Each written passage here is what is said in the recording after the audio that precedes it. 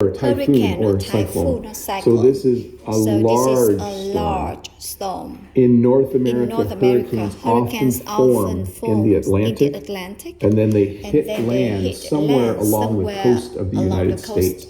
Usually they come from this is a fairly accurate map of hurricane season. Sometimes they come from lower, but generally they hit far below where I live in North America. And so they're really. And what is a hurricane? It's a lot of wind. It's a lot of rain. A lot of high winds, like 100 kilometer an hour, 120 kilometer an hour, 130 kilometer an hour winds which damage things. So when it is hurricane season, every once in a while we'll get lots of rain because once the hurricane hits land, it starts to slow down and spread out. And by the time it gets to my house, it's not a hurricane anymore. Sometimes it's just a couple days of rain. But a hurricane, a very strong storm that forms above probably warm water, where there's lots of moisture in the air, gets very strong, hits the shore. Tornado or twister. So I do have funnel cloud. Okay, so a tornado or twister is when the air is spinning very quickly, and it kind of forms in the cloud and touches the ground and moves along. In the tornado, the winds are moving. Honestly, at ridiculous speed. The spinning of the tornado is so fast, it will just destroy buildings. It will flip cars over.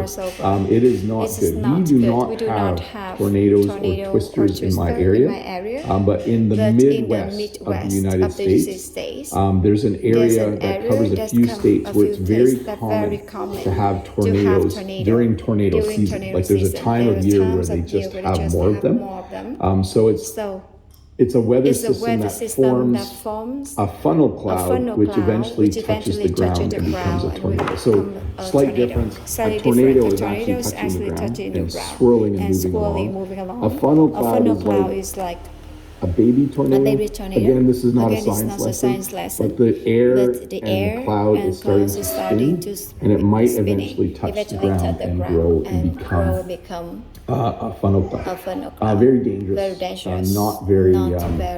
I do not recommend going out if there are funnel clouds and tornadoes in your area. A flood. So this is a pretty common type of natural disaster around the world. By the way, we just moved into natural disasters. Blizzard, kind of a natural disaster if it's big enough and long enough. Hurricane, definitely. Tornadoes are a form of a natural disaster. And then we have floods.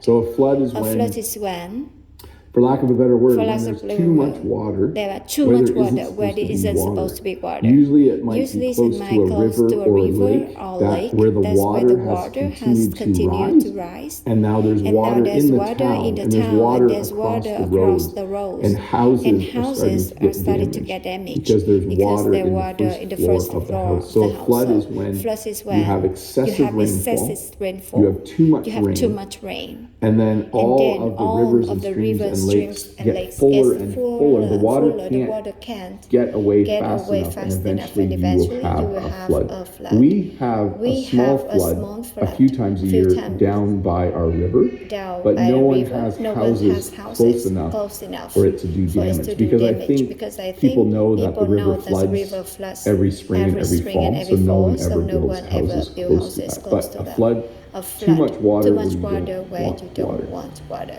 An earthquake is when so the earth is made up of plates. So there are different huge sections that can move. And when those sections move, all of us little people living on top feel the earth shaking.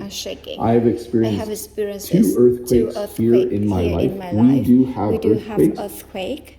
But all you really feel is for a couple of seconds, you're like, you just feel off balance a little bit.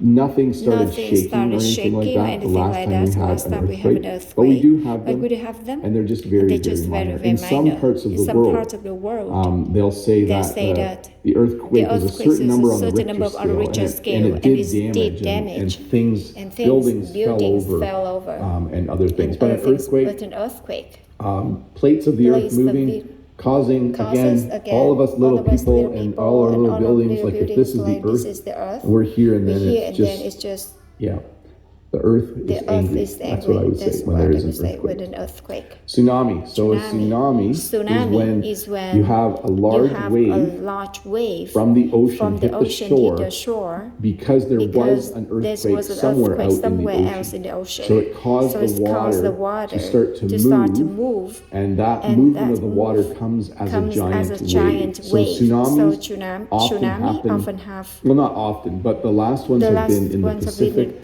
We know there was a tsunami that hit Japan years ago, but it is just highly destructive because the wave is much bigger than what people are used to. When you live on the ocean, there are small waves. It's normal. When there's a tsunami, the wave is 5, 10, 20 times bigger than normal, and very destructive. And you don't say the T. This is an English lesson, a tsunami.